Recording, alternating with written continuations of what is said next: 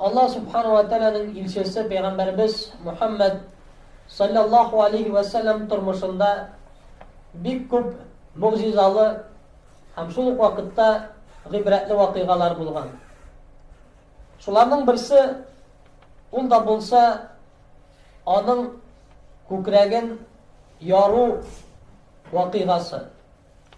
Бу кыйсса Пәйгамбәрбез саллаллаху алейхи ва саллямның хадисләрендә китерелә. Һәм Аллаһ субхану ва тааля Шарх сүрәсендә дә бу кыйсса хакында бәян итә. Һәм бу чынлап та Пәйгамбәрбез саллаллаху алейхи ва саллямның тормышында булган вакыйга. Шуның хакында һәм шуның белән бәйле булган нәрсәләр хакында сөйләп китмәкче булам. Бу вакыйга Пәйгамбәрбез саллаллаху алейхи ва саллямга бары тик 4 яшь булган вакытта була. Пәйгамбәрбез саллаллаху алейхи ва саллям әле 4 яшьлек малай. Һәм инде мәгълүм булганча элек гарәпләрдә яңа туган сабый баланы берникадәр вакыттан имезүче хатыннарга бирә торган булалар. Һәм шушы хатыннар шушы балаларны үзләренең авылларына илтеп, шунда тәрбияли торган булалар, шунда имезә торган булалар. Пәйгамбәрбез саллаллаху алейхи ва саллямның әнисе Әминә дә шушылай ук эшли. Ул да бер имезүче хатынга үзенең баласын, ягъни Пәйгамбәрбезне саллаллаху алейхи ва саллямны тапшыра. Һәм Пәйгамбәрбез саллаллаху алейхи ва саллям шул авылда шушы хатын кыз белән беренче 4 елын тәрбияләнә. Бу хатынның исеме Халима була. Һәм бу кабилә Бану Саъд дигән кабилә була. Пәйгамбәрбез саллаллаху алейхи ва саллям үзенең беренче 4 ел гомерен менә шушы кабиләдә һәм шушы сөт анасы булган Халима белән бергә үткәрә. Бу кабилә һәм бу гаилә бик авыр хәлдә, ачлы-туклы яши торган гаилә була. Һәм ул елда, ягъни беренче елда анда корылык булган була. Һәм аларның мал-туарлары да, үзләре дә ачлыкка интегә торган булалар. Ләкин Пәйгамбәрбез саллаллаху алейхи ва саллямны алуга һәм аны күкрәгенә куюга Аллаһ субхану ва тааля шушы гаиләгә бәрәкәтен бирә. Аларның ризыклары барлыкка килә. Малларына да, үзләренә дә ризык була. Һәм шушы гаилә бәрәкәт белән яши, бәрәкәт астында яши. Аллаһ субхану ва тааля шул рәвешчә үзенең мугъҗизасын күрсәтә. Һәм хәтта башкалар, шушы кабиләдә булган башка гаиләләр аптырыйлар, ничек сезнең малларыгыз шулай симерә, ә безнеке ябыгып бара. Хәтта көтүчеләргә әйтә торган булалар, сез безнең сарыкларны да аларның сарыклары белән бергә көтүлеккә куыгыз. Әнә бит аларның ничек симереп беткән, ә безнеке ябыгып беткән дип. Ләкин көтүчеләр әйтәләр, алар бергә йөриләр, бергә ашыйлар, һәм без моның галәмәтен белмибез дип. Шушы рәвешчә Раббыбыз Аллаһ субхану ва тааля шушы гаиләгә бәрәкәт бирә.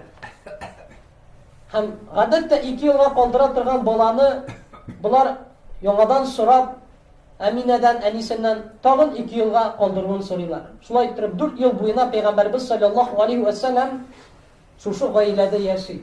Һәм аның сөт анасы Халима аны тәрбияли, аны якын күрә торган. Һәм шушы вакытта Пәйгамбәрбез саллаллаху алейхи ва саллямга 4 яшь булган вакытта менә шушы күкрәк яру вакыйгасы була. Моның хакында Пәйгамбәрбез саллаллаху алейхи ва саллям үзе сөйли. Ушбу хадисләр Муслимдә, Әд-Дарими, Әл-Хаким кебек хадисләр җыентыгында бар. Ул әйтә: "Мин башка балалар белән уйнаган вакытта кинәт кенә аппак кием кигән 2 кеше пәйда булды." Һәм алар мине, ягъни Пәйгамбәрбез саллаллаху алейхи ва саллямны җиргә яткырып салдырдылар. Күкрәгемне ачтылар.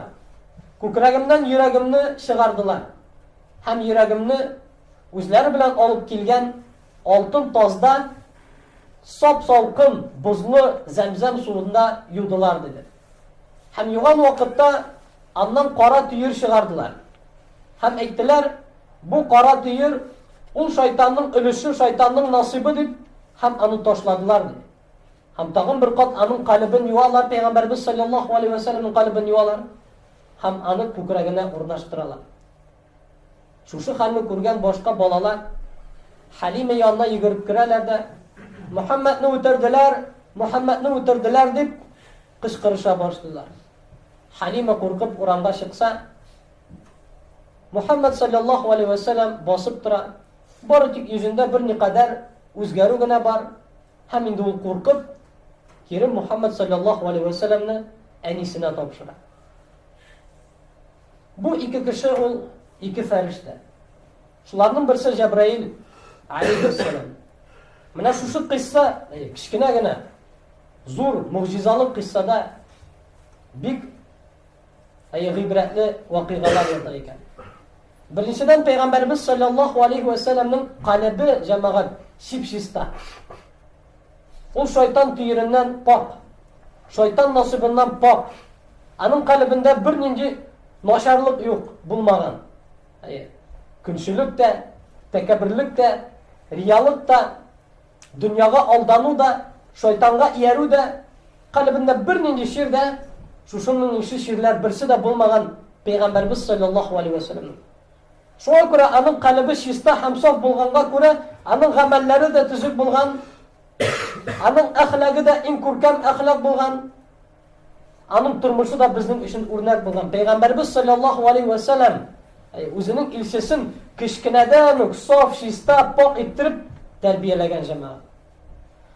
Һәм инде галимнәр әйтәләр, менә шушы кыйссада без үзебезгә файда алабыз. Ул да булса дингә өндәүчеләрнең, шулай ук диндә булучыларның шайтаннан ерак булуына, никадәр ерак булуында никадәр зур өстенлек бар. Һәрбер мөэмин мусульман, һәрбер дингә өндәүче шайтаннан ерак булырга тиеш, шайтаннан качырга тиеш, шайтан васвасәләреннән читләшергә тиеш икән, хөрмәтле җәмәгать. Һәм Раббыбыз Аллаһ субханаһу ва тааля үзе үк безгә, бөтен мөэмин мусульманнарга шайтаннан ничек ерак булырга кирәклеген бәян итә. Ничек аның зарарыннан, ничек аның васвасәләреннән, ничек аның алдауларыннан ерак булырга икәнлеген Раббыбыз Аллаһ субханаһу ва тааля үзе аңлата. Моның хакында Пәйгамбәрбез саллаллаһу алейхи ва саллямның хадисләре бар, Аллаһ Тәгаләнең аятлары бар. Һәм шайтаннан ерак булуның иң зур дәвасы ул Коръәни Кәрим һәм дуга кылу. Коръәни Кәрим уку һәм дуга кылу, хөрмәтле җәмәгать, безне шайтаннан ерагайта торган, яисә шайтанны бездән ерагайта торган төп сәбәпләр булып санала. Һәм инде Коръәни Кәрим арасында Аятул Курси белән Бакара сүрәсен уку шайтан васвасәләреннән һәм шайтанның начарлыкларыннан саклый торган була, хөрмәтле җәмәгать. Моның хакында бик күп кыйссалар бар. Шуларның берсендә бер вакыт Убай ибн Кааб дигән бер кеше үзенең байлыгының кимегәнен күрә.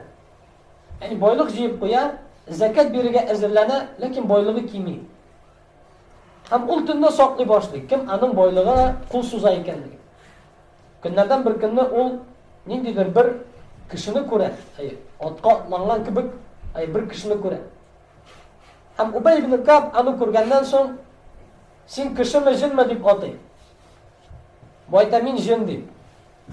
Кулыңны бир дигәч, ул кулын бирә, һәм аның кулы этнең тәпие кебек йонлы була дип китерелә Пәйгамбәр шушы хадистә. Һәм Убай ибн Кааб әйтә, син нигә минем яныма килдең, нигә минем малыма тиясең ди.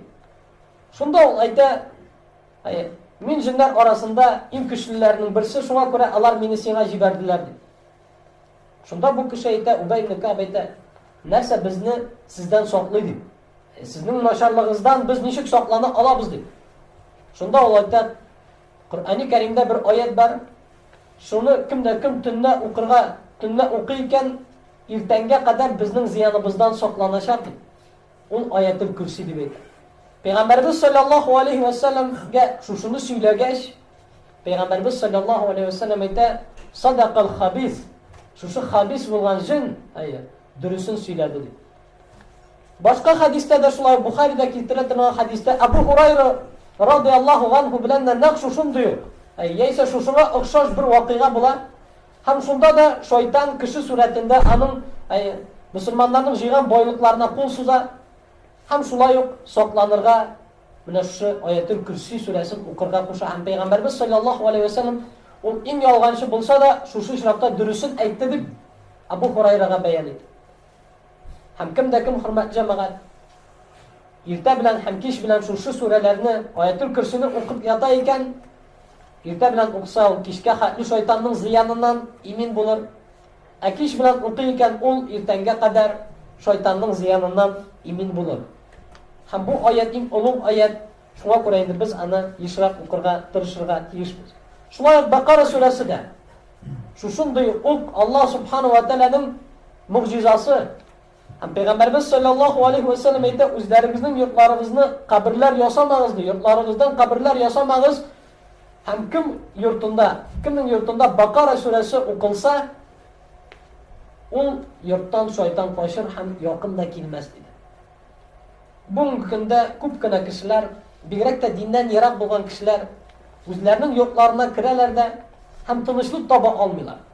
Югыйсә йортларында бөтен әйбер дә бар. Бөтен яшәргә уңайлыклар бар. Диваны да бар, креслосы да бар, уты да янып тора, газы да бар, җылылык та бар, ләкин өендә тынычлык тапмый. Өендә тынычсызлык, өендә якты булса да ниндидер караңгылык. Бу нәрсәнең сәбәпчесе? Чөнки йортында Коръән укылмый. Аллаһ субхану ва тааляның сүзләре әйтелми. Шуңа күрә аның йорты караңгы.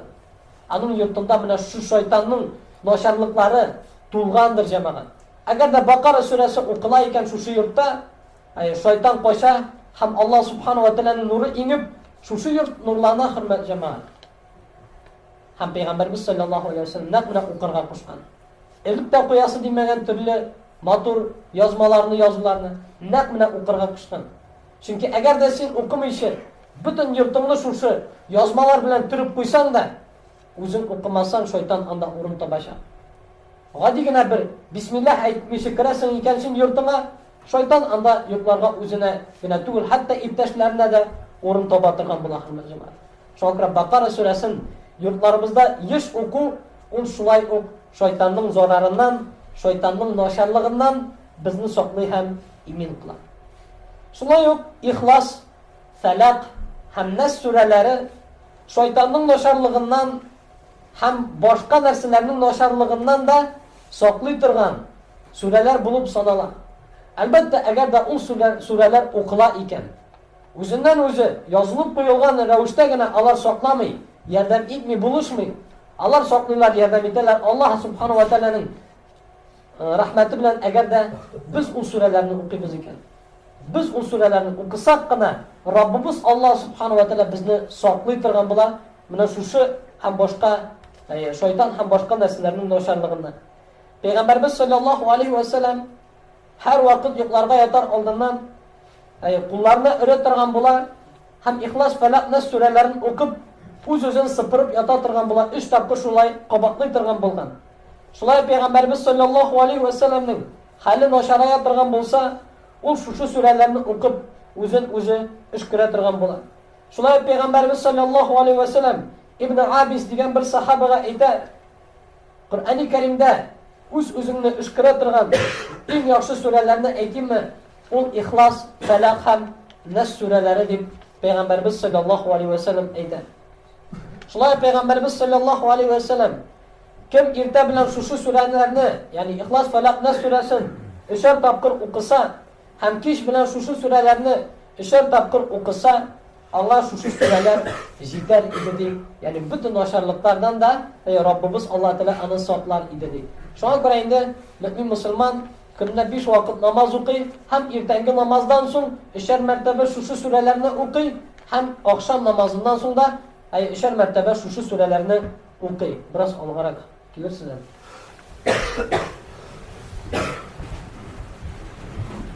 Шулай ук Пәйгамбәрбез саллаллаһу алейхи ва саллям безгә тагын өйрәткән шайтанның начарлыгыннан, зыяныннан саклый торган нәрсәләрдән ул үз-үзеңне эшкерү, яисә эшкерү, балаларны булсынмы, авыру булган кешеләрне булсынмы, һәм аларның бик күп төрләре бар. Шулар арасында Пәйгамбәрбез саллаллаһу алейхи ва саллям шушындый сүрә белән, шушындый дуга белән эшкерә торган булган: Бисмиллаһи юбрик мин кулли даин яшфик ва мин шарри хасидин иза хасад ва шарри кулли ди айнин Müslim'de kitirile торган şu duada Peygamberimiz sallallahu aleyhi ve sellem әйтә, Allah Teala'nın ismi bilen Allah subhanahu ve teala seni davalasın di. Hem bütün ağrılardan da sana şifa bilsin di. Hem bütün senden kırnaşuşlarının naşarlığından seni saklasın di. Hem kustiyudan da seni saklasın di. Peygamberimiz sallallahu aleyhi ve sellem dua kılatırlar. Şulay gumumen dua hürmetli cemaat. O müminlerin kralı. Dua ol. Bizge rahat bulgan vakitte da, bizge ağır bulgan vakitte da Allah subhanahu ve teala'nın rahmeti bilen yardım eder. Allah subhanahu ve teala dua kılışlarının dualarını kabul edemin dip eder. Bizge rahat bulgan vakitte, bizge ağır bulgan vakitte da biz Allah subhanahu ve teala'dan yardım sırap dualarımızı boşkarıga tiyişmiz. Özümüz içinde, balalarımız içinde, yakın tuğanlarımız içinde, vafat bulgan müminlerden gitken tuğanlarımız, yakınlarımız, dostlarımız, kardeşlerimiz içinde biz Rabbimiz Allah subhanahu ve teala'dan sorarga tiyişmiz. Şular bütün mümin Müslümanlar içinde biz Rabbimiz Allah subhanahu ve teala'dan sorarga hem yalvarga tiyişmiz. Şular biz sorarga hem yalvarga tiyişmiz. Şeytanın naşarlığından, şeytanın ziyanından, kalbinin pişranlığından. Çünkü kalp pişrak bulsa o kalpke şeytan uyalır. Hem Allah subhanahu ve teala Kur'an-ı Kerim'de de peygamberlerge hatta emir etken, peygamberimizge de emir etken وَقُلْ رَبِّ اَعُوذُ بِكَ مِنْ حَمَزَاتِ الشَّيَاطِينَ وَاَعُوذُ بِكَ اَنْ يَحْدُرُونَ Hem sin ey, min sığınamam sana, ey Rabbim, şeytanın haylakar vesveselerinden, yani haylalı vesveselerinden, naşarlıklarından, hem alanı meni eğlendirip alılarından deyip.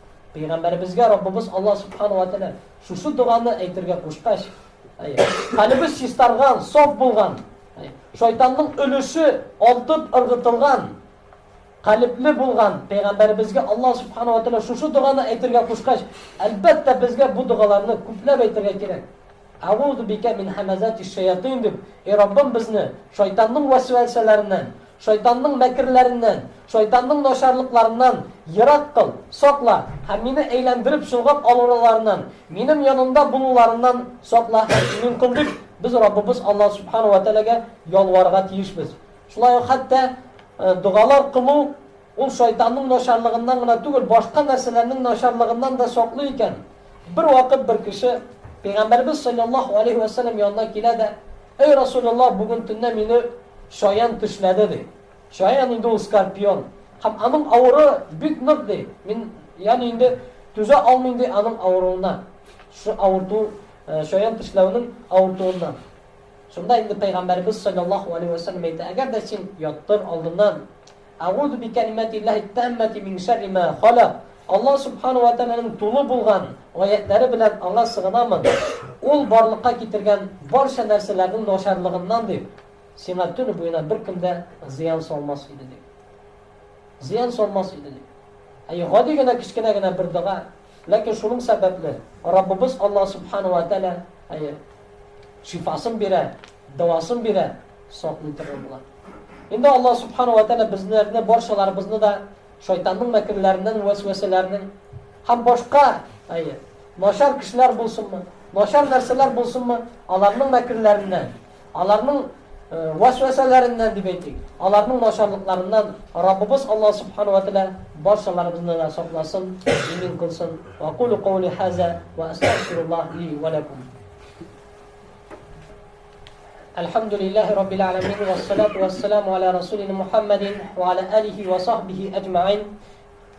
Şulay hürmetli cemaat, şeytanını bizden yıragayta tırgan nerselerden ol gıylim alı. Çünkü gıylimli bulgan kişi yanında şeytan elbette tırışsa da gıylimli kişini adaştırga. Lakin gıylimli kişi özünün gıylimi bilen gamel kılışlardan bula iken şeytan ona yakın kile aldı. Umar bin Hattab radıyallahu anh gıylimli bulan, takvalı bulan. Hem şeytan nerse işli? Yanına kilemi cemaat? Yok. O Umar bin Hattab'ını bir yolda kursa ondan koşup ikinci yoldan gidetirgen bulan. Şul yolda Umar radıyallahu anh hışrasa şeytan ikinci yolga koşatırgan bulan. Görəsiz mi? Onun takvalığı, onun imanının kuvveti, onun gıylimi bulu sebeple. Allah subhanahu ve teala nişit anı шайтанның мәкереннән, хәйләсеннән, зыяныннан сакланган. Шуңа күрә инде гыйлем алу ул безнең бурычыбыз. Инде Аллаһ Субханаһу ва Тааля Куръани Кәримдә Пәйгамбәрбез саллаллаһу алейхи ва саллям үзенең хадисләрендә гыйлемнең фадилаты турында бик күп әйтәләр. Гыйлем фадилаты турында шулай җума хутбәләрендә дә сөйләнде. Һәм инде барча мәчетләрдә дә диярлек дәресләр алып барыла. Безнең мәхәлләбездә дә иншааллаһ дәресләр башланачак октябрьдән. Инде көндүз йөрүчеләр өчен среда көнне, чәршәмбе көнне сәгать өйлә намазына килсеннәр. Өйләдән соң инде группаларга, төркемнәргә бүленү булачак. Среда көнне, чәршәмбе көнне бу инде көндүз укучыларга һәм инде кич белән укырга, ягъни эштәгеләр өчен һәрбер сишәмбе, пәнҗешәмбе һәм якшәмбе көннәрендә, ягъни инде вторник, четверг һәм воскресенье көннәрендә сәгать 6-да кичке дәресләр була. Шуңа барлык терәүчеләр дә килсеннәр, рәхим итегез. Инде гыйлем алу безнең барчабызның да бурычыбыз. Инде шуңа күрә инде Аллаһ Субханаһу ва Тааля барчаларыбызга да файдалы гыйлемнәр биреп, шушы гыйлемнәр белән гамәл кылучылардан кылсын. Шулай